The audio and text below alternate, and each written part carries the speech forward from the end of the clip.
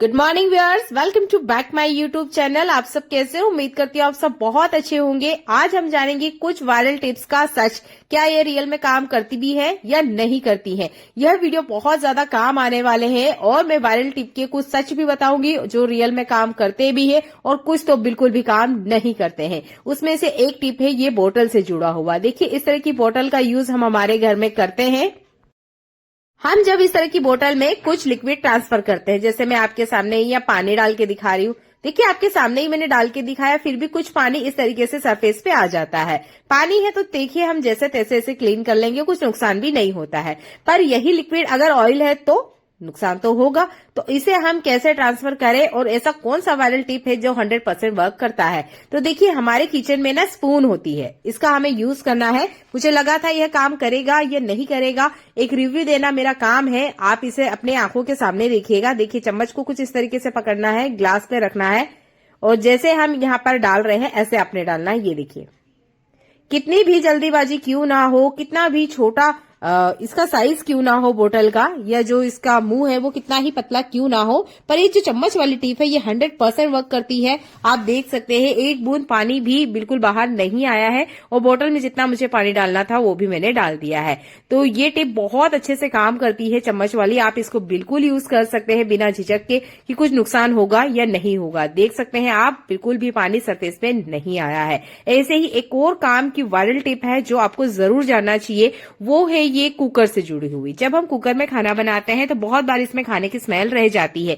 कितना ही कुछ क्यों ना कर ले पर वो स्मेल जाती नहीं है। तो यह वायरल टिप है यहाँ पर वैसलीन को लेके। वैसे तो हम वैसलीन का यूज हाथ पैरों में लगाने के लिए करते हैं, पर आज हम इसे कुकर में करेंगे। कैसे? थोड़ा सा कॉटन लेना है, जैसे मैं आपको दिखा रही हूँ, हल्का सा ही वैसलीन लगाना है, बहुत ज्यादा वैसलीन नहीं लगाना है क्योंकि हमें इसे ज्वलनशील बनाना है। अच्छा, अगर आप यहाँ वैसलीन का यूज नहीं करना चाहते हैं तो आप देसी घी का भी इस्तेमाल कर सकते हैं। मुझे वैसलीन को यूज करना थोड़ा सा रिस्की लग रहा था क्योंकि इसमें पेट्रोलियम जेली होता है। तो कोशिश कीजिएगा, अगर आप इस टिप का यूज कर रहे हैं तो कुछ सावधानी रखें। अगर आप सावधानी नहीं रखेंगे तो देखिए, वैसलीन खाने में इस्तेमाल नहीं किया जाता है, तो आप इसे बर्तनों से दूर रखें। अगर यूज कर रहे हैं तो सावधानी क्या रखना है ये जरूर जानिएगा।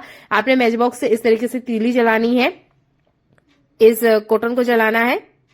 अगर आप वैसलीन का यूज कर रहे हैं तो इस बात की जरूर सावधानी रखें कि आपने कॉटन इसी तरीके से कुकर के अंदर नहीं छोड़ना है। यह एक गलती थी जो मैंने आपको बताई है। आपने करना क्या है वो जानिएगा।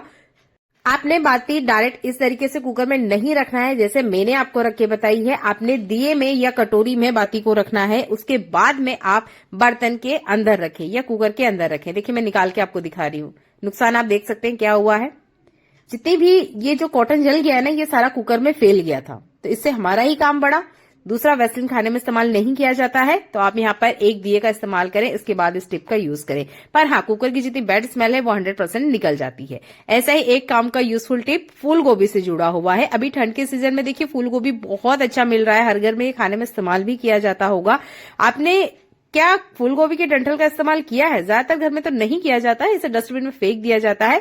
पर इस डंठल में भी उतने ही गुण होते हैं जितने कि फूल गोभी में होते हैं, तो कभी भी डंठल को मत फेंकिएगा। क्या यूज करना है मैं आगे वीडियो में बताऊंगी, कंटिन्यू बने रहिएगा। पहले तो इसके डंठल आपको इस तरीके से निकाल देना है। हम कितनी भी अच्छी फूल गोभी क्यों ना ले आए, पर हम इस बात की कोई गारंटी सब्जी वाला भी नहीं देता है, ना ही हम देते हैं कि इसके अंदर कोई कीड़ा नहीं होगा।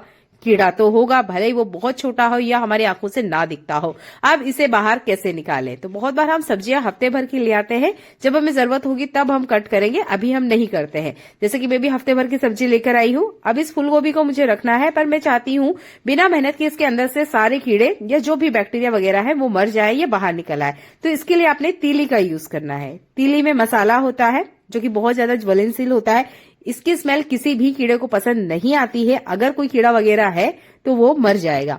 आपने क्या करना है, इस तरीके से लेना है एक टिश्यू पेपर, उसके अंदर आपने तीलियां रखनी है 5 से 6। एक क्लीन पॉलिथीन लीजिएगा।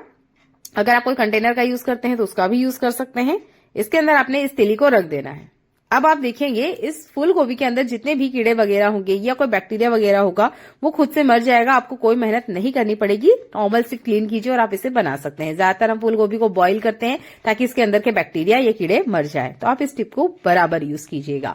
ऐसा ही देखिए, एक और कमाल का यूजफुल टिप इस डंठल से जुड़ा हुआ है। वैसे तो अभी ठंड के सीजन में जितना भी फूल गोभी आ रहा है, इसका डंठल बहुत ज्यादा नरम होता है। स्पेशल इस विंटर सीजन के ये जो डंठल होते हैं फूल गोभी के, आप आप इनका सब्जी की तरह इस्तेमाल कर सकते हैं। मैं तो इसकी सब्जी ही बनाती हूँ। अगर आप कोई पकोड़ा वगैरह बना रहे हो तब भी इसका टेस्ट बहुत बेहतरीन होता है। इस तरीके से जैसे मैं आपको दिखा रही हूँ, इसके साइड की जितनी एक्स्ट्रा पत्ती है ये आप निकाल दीजिएगा, और जितना डंठल है मुझे जितना लगा मैंने निकाल दिया। अगर आप इससे भी ज्यादा यूज करते हैं तो कर सकते हैं। मानसून के मौसम में मिलने वाली पत्ता गोभी के डंठल का इस्तेमाल ना करें। एक तो उसमें बैक्टीरिया बहुत ज्यादा होता है, दूसरा वो बहुत ज्यादा कड़े होते हैं। पर ठंड के सीजन में जो ये मिलते हैं पत्ता गोभी के डंठल, आप इसका बराबर यूज कर सकते हैं। बहुत ज्यादा सॉफ्ट होते हैं। आपके सामने में से कट करके दिखा रही हूँ, बहुत नरम से ये कट गए थे जैसे कि हमारा फूल गोभी होता है। तो आप इस तरीके से इनके डंठल का इस्तेमाल करें। फिर आप मुझे कमेंट करके बताइएगा कि इसकी सब्जी या पकौड़े जो आपने बनाए हैं उसका टेस्ट कैसा था। मेरे लिए तो ये बहुत अच्छा टिप है। मैं आज के बाद इसे कभी नहीं फेंकने वाली हूँ। उम्मीद करती हूँ आप भी नहीं फेंकेंगे। चलिए देख लेते हैं और कमाल का यूजफुल टिप। पत्ता गोभी की सब्जी को काटना भी एक सिरदर्द तब बन जाता है जब हमें इसकी बारीक कटिंग करनी हो, जैसे मैं आपको करके दिखाती हूँ। तो ये है नाइफ। ऐसे तो सिंपल हम कटिंग करते ही हैं। एक छोटा सा टुकड़ा मैं आपको कट करके दिखा रही हूँ। अगर मुझे इसके बारीक बारीक लच्छे निकालना है तो वो कैसे निकालें? जो यह काम डेली करते हैं, मान लीजिए जो चॉपिंग करते हैं, उनके लिए ये बहुत बड़ा काम नहीं है। उनको लिए बहुत सिंपल है।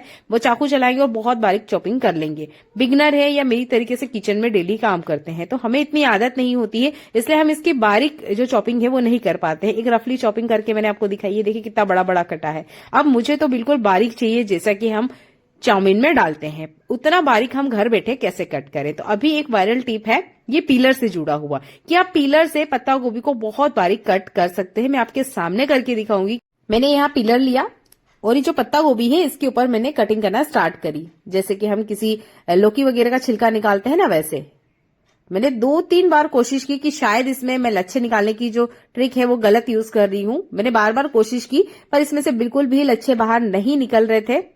टाइम वेस्ट टिप है, आप पीलर का यूज ना करें पत्ता गोभी के लच्छे या इसके रेशे निकालने के लिए या बारीक बारीक चॉपिंग के लिए। आप इसका इस्तेमाल ना करें। ये एक टाइम वेस्ट टिप है।